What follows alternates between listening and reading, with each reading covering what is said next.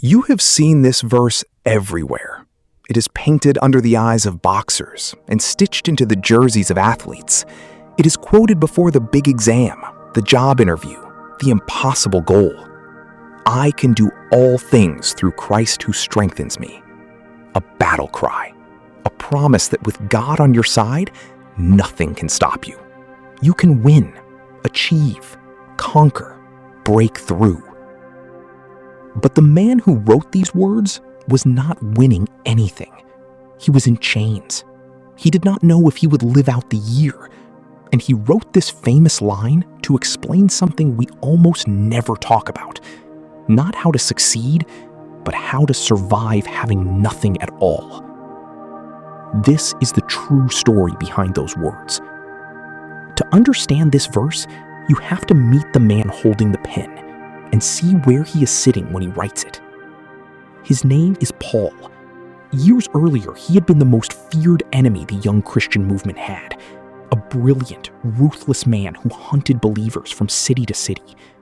Then, on a road to Damascus, everything changed, and the persecutor became the most tireless missionary the world had ever seen. For decades, he crossed the Roman Empire on foot and by ship, planting small communities of faith in hostile cities and refusing to stop. And it cost him everything. He was whipped until his back was scarred. He was beaten with rods, stoned and left for dead, shipwrecked more than once, hunted, hungry, sleepless, and betrayed.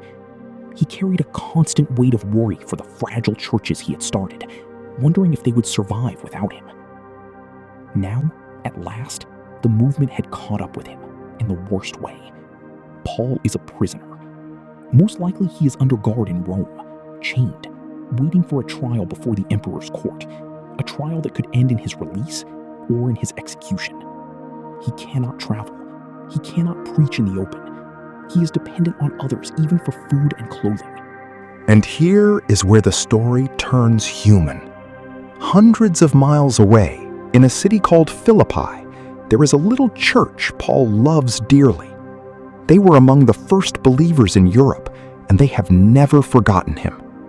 When they hear he is imprisoned and in need, they take up a gift and send one of their own on the long, dangerous journey to bring it to him. So Paul sits down to write them back, a thank you letter.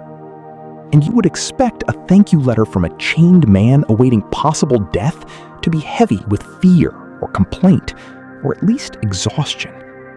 It is the opposite. This short letter overflows with a word he uses again and again: joy. Rejoice, he keeps saying. Rejoice always. A prisoner writing about joy.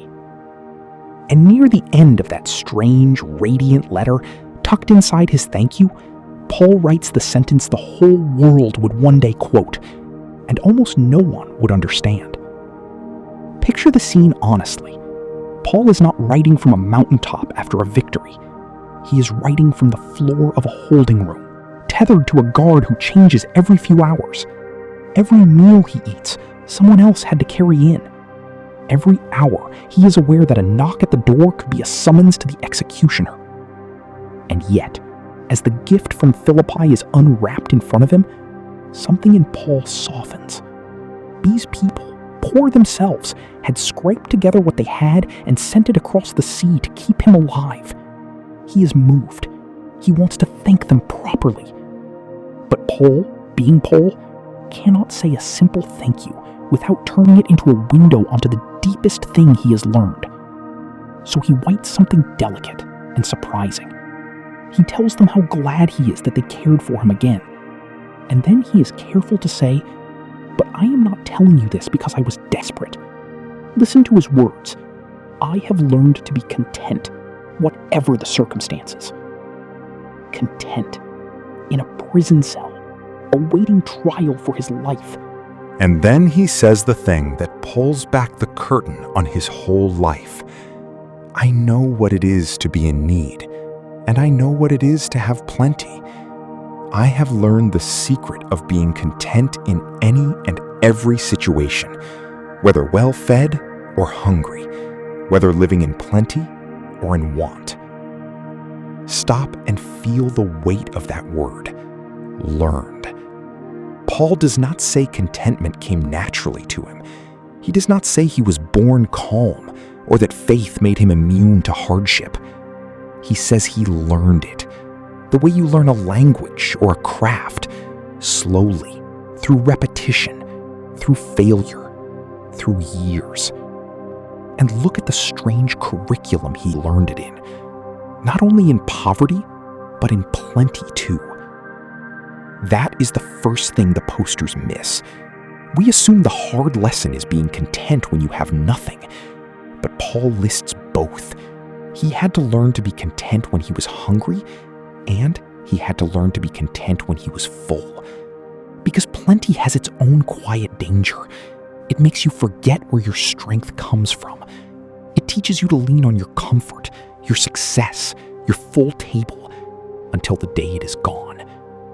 Paul had lived both over and over, and neither one had the power to move him anymore. And this is where the drama sharpens, because contentment is one of the hardest things a human being can attempt. Think about your own heart. We are restless machines of more. When we have little, we ache for enough. When we have enough, we ache for more. When we finally get more, we compare ourselves to someone with even more than that. The horizon of enough keeps sliding away the moment we reach it. Contentment, real unshakable contentment, is almost unheard of. It is rarer than wealth. So how did a chained, condemned man find the one thing that free, wealthy people spend their whole lives chasing and never catch? Here is what makes Paul's claim so radical and so easy to misread. He is not describing a personality trait. He is not a naturally cheerful man making the best of a bad day. Remember who this is: a driven, intense, ambitious man who once channeled all his fire into hunting people down. This is not someone who shrugs easily. For a man like Paul to sit still in a cell and call himself content is not calm by temperament. It is something he had to be given. And he is about to tell us where he got it. Because after describing this strange freedom, this ability to face hunger or abundance, danger or safety, and remain unshaken, Paul finally names the source. He writes the line the whole world will one day quote: "I can do all things through Christ who strengthens me." But watch carefully what all things actually points to in his sentence.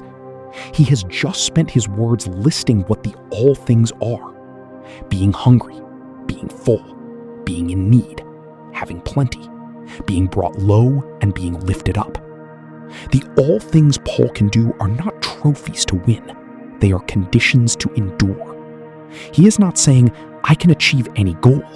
He is saying, I can go through anything, any circumstance life throws at me, and not be destroyed by it, because someone is holding me up from the inside.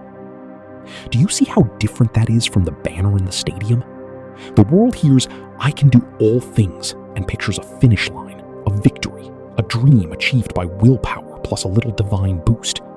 But the man writing it is not crossing a finish line.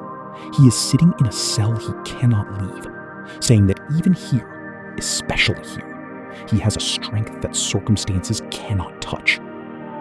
And there is one more turn coming, one small word in that sentence that changes its whole meaning, a word almost everyone reads right past.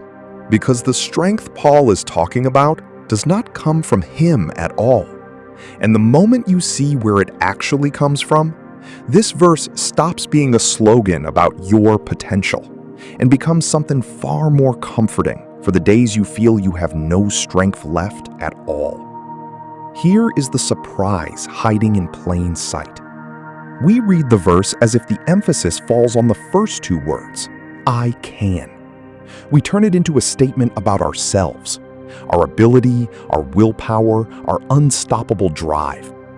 But the weight of Paul's sentence does not sit on I can. It sits on what comes after, through Christ who strengthens me.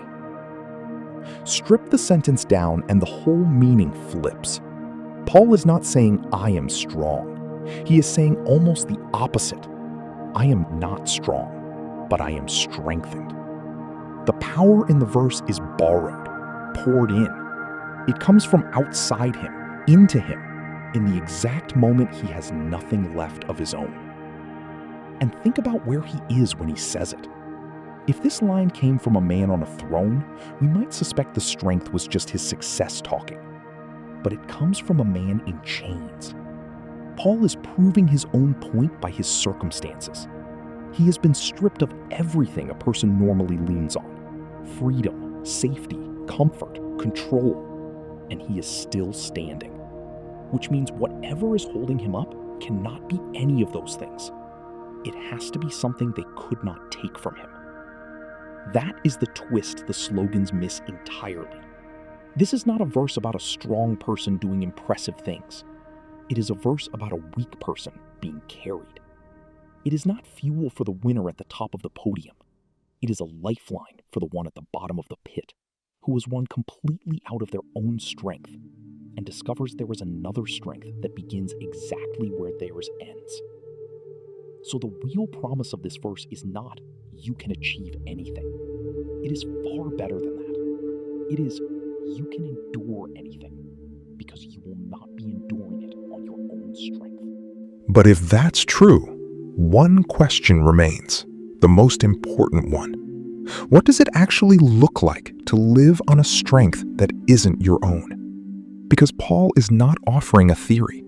He learned this in the hardest classroom there is, and he tells us exactly how it works. Now, let us clear away the misunderstanding we opened with. We have turned Philippians 4:13 into a motivational engine, a promise that faith plus effort equals victory, that God guarantees the win if you believe hard enough.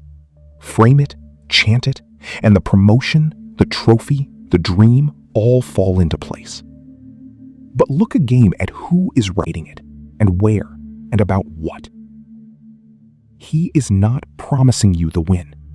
He has just told you he has learned to be content whether he wins or loses, whether he has plenty or nothing at all.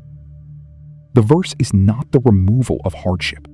It is the strength to walk through hardship without being broken by it. And here is the detail that unlocks it, the same pattern we keep finding in these verses. The famous line does not stand alone.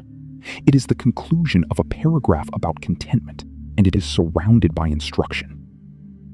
Just a few lines earlier, Paul tells the Philippians how the strength actually reaches a person. He writes, "Do not be anxious about anything, but in every situation, by prayer and petition, with thanksgiving, present your requests to God, and the peace of God, which transcends all understanding, will guard your hearts and your minds." That is the true shape of it. The strength Paul draws on is not summoned by clenching his jaw and trying harder. It comes through a hand held open in prayer, through handing over the anxiety instead of carrying it, through giving thanks even in the cell.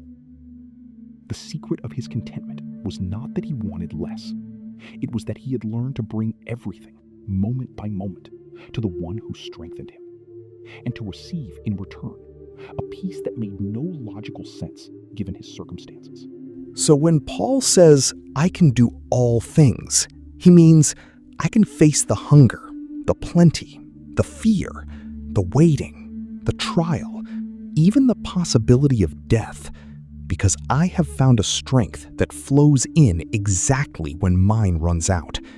It is not a strength that removes the chain. It is a strength that lets him sit in the chain and still write the word joy. And this reframes what the verse offers you. It was never a guarantee that you will get everything you strive for. It is the promise that you will not have to face what comes on your own power. The strength is not a reward for the strong.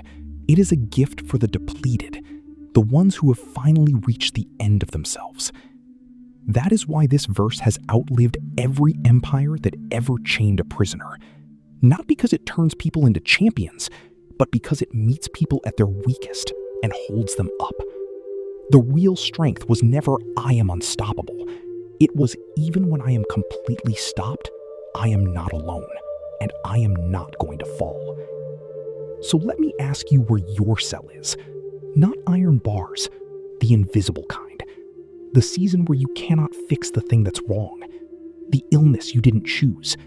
The stretch of exhaustion where you're just trying to make it to the end of the week. The quiet moment at night when you feel you've run completely out of strength and there is still so much left to carry.